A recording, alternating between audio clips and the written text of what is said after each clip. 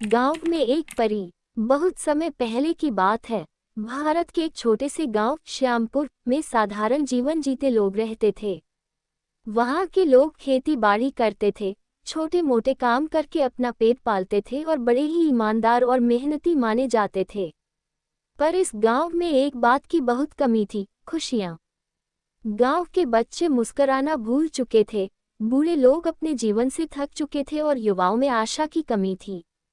हर दिन जैसे एक बोझ बन गया था। एक दिन गांव के बाहर वाले आम के पेड़ के नीचे एक अजीब सी रोशनी फैली। बच्चों ने देखा कि वहां कुछ चमक रहा है। उत्सुकतावश वे वहां गए तो पाया कि एक सुंदर सी लड़की वहां बैठी थी। उसके बालों में चांदनी जैसी चमक थी, आंखों में तारों सी चमक और कपड़े जैसे फूलों से बने हों। बच्चों ने डरते हुए पूछा, तुम कौन हो? उसने मुस्कराकर कहा, मैं एक परी हूँ, दूर आसमान से आई हूँ। मेरा नाम है करुणा।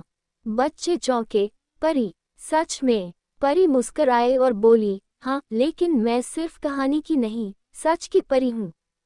मैं उन जगहों पर जाती हूँ जहाँ लोगों ने उम्मीद छोड़ दी हो और वहाँ थोड़ी सी खुशियाँ बांटती हूँ। बच्चों ने भागते हुए पूरे गांव में खबर फैला दी। धीरे धीरे सभी लोग उस आम के पेड़ के नीचे एकत्र हो गए। सभी ने पहली बार किसी परी को देखा था। गांव के मुखिया हरिराम जी आगे बढ़े और पूछा, परी जी, आप हमारे गांव क्यों आए हैं? परी ने गंभीरता से कहा, मैं वहां जाती हूं जहां लोग उदासी में डूबे हों। श्यामपुर अब सिर्फ एक गांव नहीं, एक रोती हुई आत्मा बन चुका है। मैं इसे फिर से मुस्कुराना सिखाने आई हूँ। गांव वालों ने चुपचाप उसकी बात सुनी। किसी ने कुछ नहीं कहा। एक बूढ़ी अम्मा ने धीरे से पूछा, लेकिन हम क्या करें? हमारे पास ना पैसा है, ना साधन, बस परेशानियां ही परेशानियां हैं।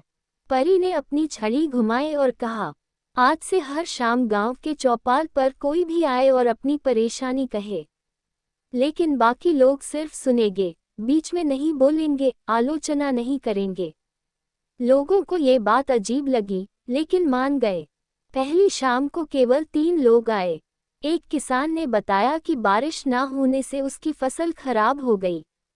एक महिला ने बताया कि उसका बेटा शहर जाकर कभी वापस नहीं लौटा। एक बच्ची ने कहा कि उसके पास चप्पल नहीं है, इसलिए स्कूल जाते समय पैर जलते हैं। बाकी लोग सुनते रहे, बोले कुछ नहीं, लेकिन उनके चेहरे पर सहानुभूति थी। कुछ ही दिन में चौपाल पर भीड़ बढ़ने लगी। अब लोग एक दूसरे की बातें सुनने लगे।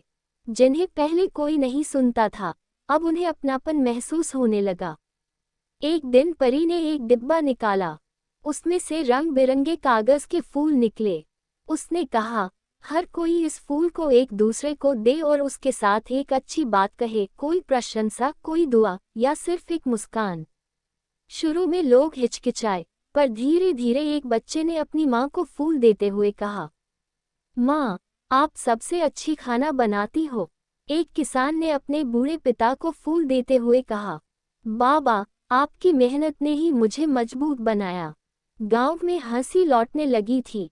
परी ने गांव के लोगों से कहा, अब तुम सब एक काम करो। हफ्ते में एक दिन सब मिलकर किसी एक के लिए कुछ अच्छा करें, बिना पैसे के, बिना बदले के। इस विचार को सेवा दिन नाम दिया गया।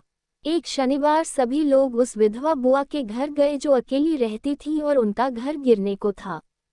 सबने मिलकर उसका घर ठीक किया। अगले हफ्ते सबने गांव के स्कूल की सफाई की।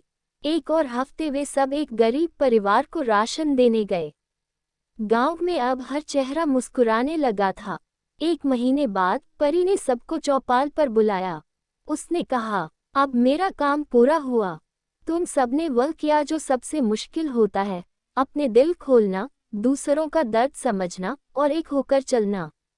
लोगों की आंखों में आंसू थे। उन्होंने कहा, परी जी, आप मत जाइए। परी मुस्कुराई, मैं कहीं नहीं जा रही। मैं हर उस दिल में रहूंगी जिसमें करुणा, सेवा और प्रेम होगा। मेरी असली जगह आसमान नहीं, इंसानों का दिल है। उसने एक आखिरी बार अपनी छड़ी घुमाई। आसमान में चमकदार प्रकाश हुआ और वह गायब हो गई। अब श्यामपुर पहले जैसा नहीं था। लोग हर शाम चौपाल में मिलते, सेवा दिन का आयोजन होता, बच्चों की स्कूल में उपस्थिति बढ़ गई थी और खेतों में भी हरियाली लौट आई थी। लोगों का विश्वास फिर से जाग उठा था। दूसरों की बात सुनना भी एक सेवा है। छोटी छोटी बातों से भी खुशियां बांटी जा सकती हैं। जब हम मिलकर दूसरों के लिए कुछ करते हैं तो समाज भी मजबूत बनता है। हर इंसान के भीतर एक परी छिपी होती है, बस उसे पहचानने और जगाने की जरूरत होती है।